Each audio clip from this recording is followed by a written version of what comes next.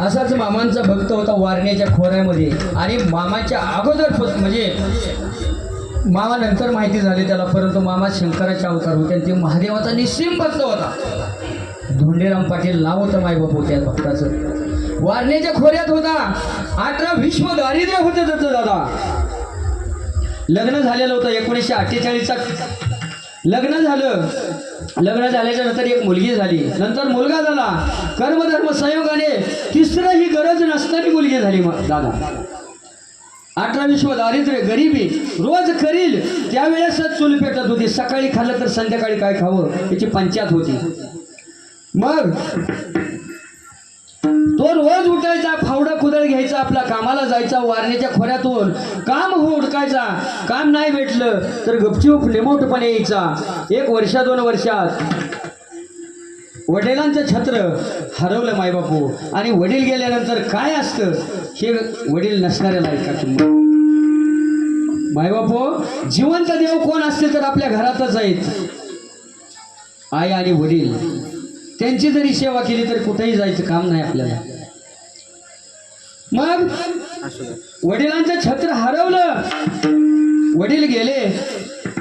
असं तसं चाललं होतं. अवघी 1.5 एकर जमीन होती, माळरानात होतं, पाणी नव्हतं, त्याला पाण्याची सोय नव्हती, पिकत नव्हतं. मग 1-2 वर्षानंतर आईचंही छत्र हरवलं. हे जे 18 विश्व दारिद्र्य होतं.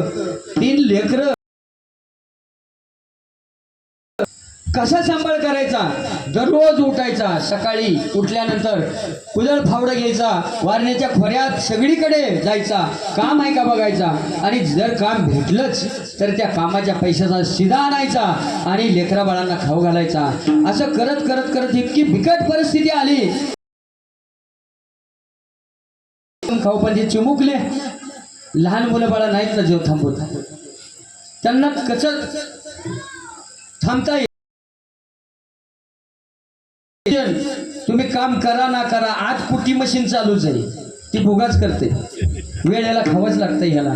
त्याच्यामुळं असं हलाखीचे दिवस आले की एक पत्नी आणि पतीने, धोंडेबाने त्याच्या पत्नीने विचार केला मायबाप हो की आपण आता गावात पाटलाकडे घाण ठेवू आणि त्याच्यावरती काहीतरी पैसे घेऊन उदरनिर्वाह करू त्याच्यावरती. म्हणला ठीक आहे म्हणली पत्नी. तो अर्धा एकर समुद्राचं वाळू पुरत नाही फुकट. हे तर पैसा किती टिकणार आहे हो. काही दिवसात तो घेतलेला पैसा सुद्धा उडून गेला, संपला पैसा. पैसा संपल्याच्या नंतर परत तीच अवस्था झाली. अवस्था झाल्यानंतर पत्नी म्हणली अहो प्रपंच ही गाडीची 2 चाकं असतात. जशी गाडीला 1 चाक असून दुसऱ्या चाकावर एका चाकावर गाडी चालत नाही, तसं माझा सुद्धा अधिकार आहे काहीतरी. मी सुद्धा उद्यापासून तुमच्याबरोबर येईल, कुठं तरी काम पाहाल आणि काम भेटल्यानंतर दोघंही कष्ट करू आणि आपल्या मुलाबाळांची उपजीविका करू. ठीक आहे म्हणला. ठीक आहे म्हणल्याच्या नंतर दोघंही जायचे. परंतु काम कधी भेटायचं कधी भेटत नव्हतं. एक दिवशी नाही काम भेटलं की तो जायचा आणि घरी म्हणायचा की अरे माझ्या घरी 3 लेकरं आहेत, मुलं आहेत, मला त्यांना खायला काहीच नाही. एका मावशीने वास लागलेला भात म्हणजे विटल्याला भात दिलता मायबाप.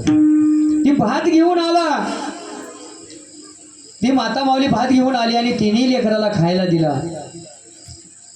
त्यांना काय हो, लहान मुलांना भुकेच्या पोटी गप्पा गप्पा गप्पा भात खाऊन घेतला. तोपर्यंत धोंडी पाटील आला.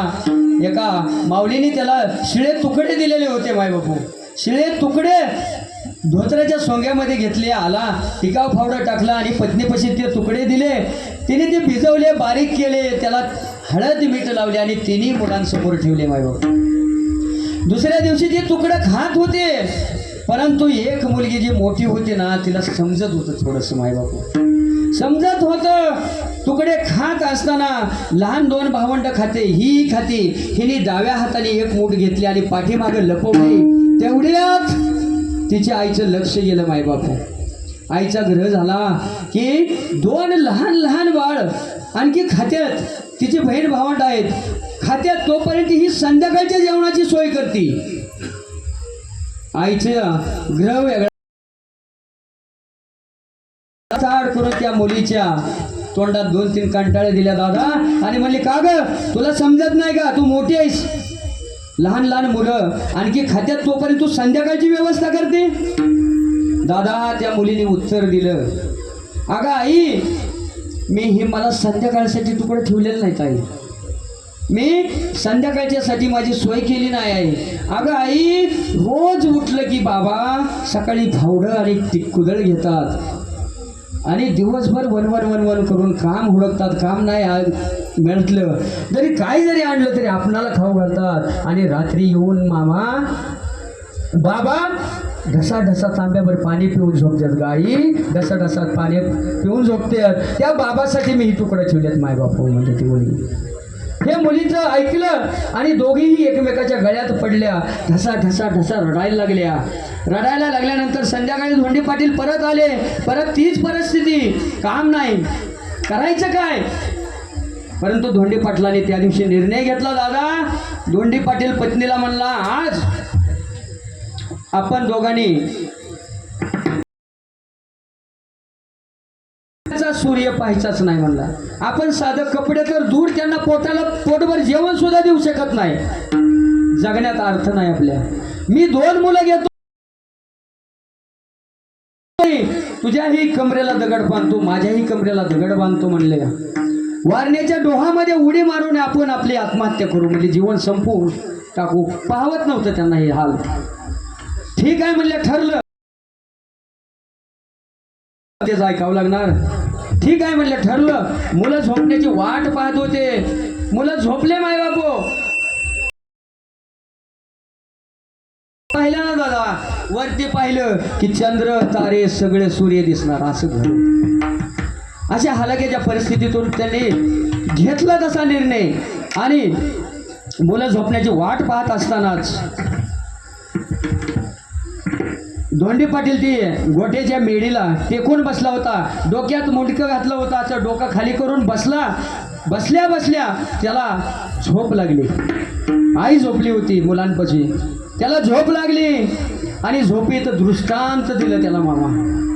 दादा, त्याच्या दृष्टांतात एक 6.5 फूट उंचीचा माणूस आला.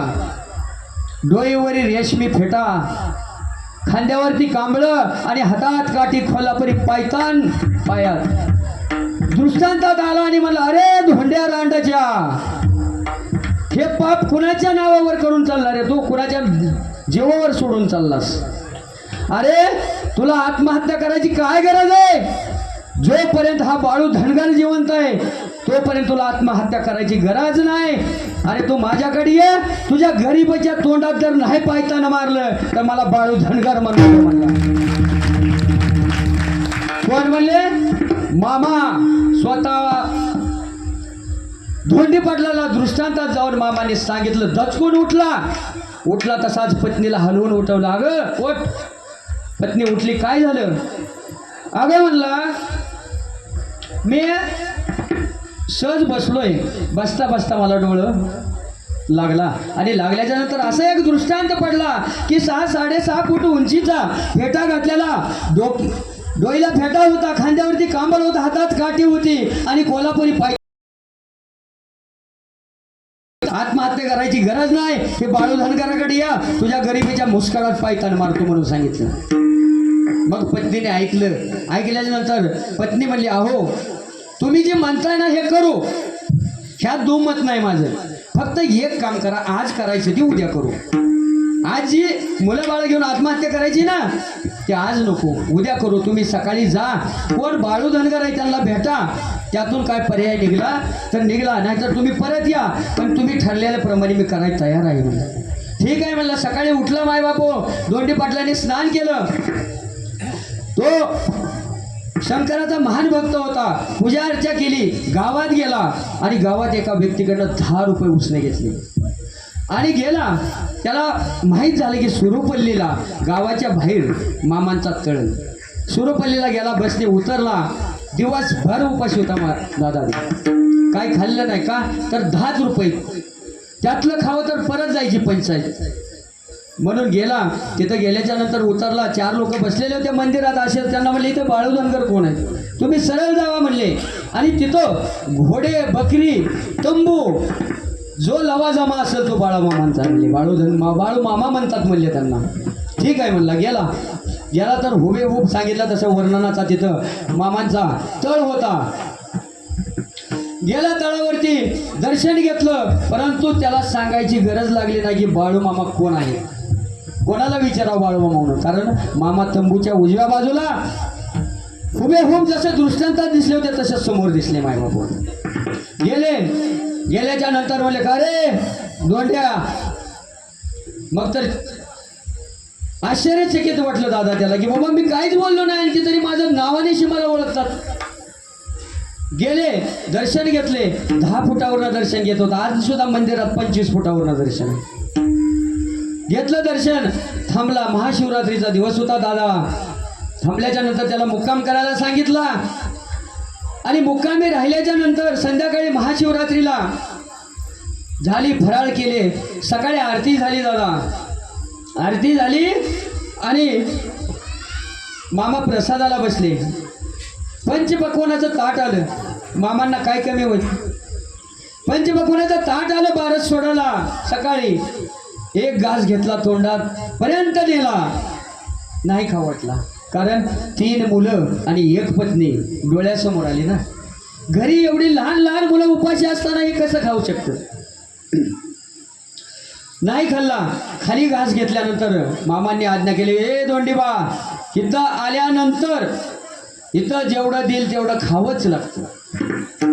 मायबापू तेवढा नाईलाजाने प्रसाद खाल्ला. मामांचं दर्शन घेतलं. मामांनी आशीर्वाद म्हणून एक भंडाऱ्याची पुढे दिली. वाट खर्चीसाठी पैसे दिले. ह्याचीही धाडस झालं नाही मामांना सांगायचं. आणि मामा तर काय करतो मान्यता करतो सगळं ओळखलं होतं, म्हणूनच बोलून घेतलं होतं. जे करायचं ते मामांनी केलेलं होतं. परत आल्याच्या नंतर गावात उतरला आणि घराकडे जाताना नैराश्याने जड पावलाने चालू लागला घरी जाताना. आता काय सांगायचं घरी.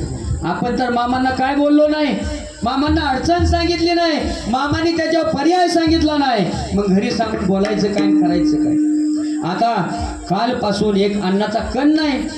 मीही इकडं काय खाल्लं असेल मुलांनी. मुलं कुठंतरी बेंगळूर पडलेली असतील, पत्नी कुठंतरी बसली असेल. जाऊन पाहतोय जसं घर जवळ येईल तसं अंत करून दाटून आलं मायबापू त्याचं. जड पावलाने कसा बसा घरासमोर गेला तर मुलं टवटवीत अशा चेहऱ्याने अंगणात खेळत होती. 3ही मुलं आणि पत्नी का आता येतील मग येतील म्हणून वाट पाहत होते. आल्याबरोबर पत्नीने तांब्याचं घेतला, पाणी घेतलं आणि धोंडीबा पाटलाकडे गेले आणि म्हणले, आहो धने हात धुवा, पाय धुवा, ताट करते, तुम्ही जेवण करा म्हणले. डोक्याला हात लावला, खाली बसला. अरे काल एक अन्नाचा कण नव्हता आपल्या घरात, आज कुठून जेवण घालते मला. अहो तुम्ही सकाळी गेला ना काल, गेल्याच्या नंतर बाळू धनगर तुमचा दोस्त होता का नाही, तो घरी आलता. घरी आला, मायबापू पुरणपोळीचा पूर्ण बाजार देऊन गेले, सर्व सामान दिलेत आणि त्याचाच मी केलंय. तुम्ही पटकुनी हात धुवाने जेवण करा, एवढा अधिकार आहे माझ्या मामांचा. बाळूमामाच्या नावाने 5 आत्मा जाणार होते. किती? 3 लहान आणि 2 मोठे. 5 आत्मा जाणार होते. परंतु हा मामांकडे गेला आणि मामांनी कसं बोलवायचं ते बोलून घेतला आणि त्यांना वाचवलं. तर त्यांना काय मिळालं? मुक्ती मिळाली. कशामुळं? संतामुळं प्राप्त झालं त्यांना ते अभंगाचं 3रं. संताविना प्राप्ती नाही.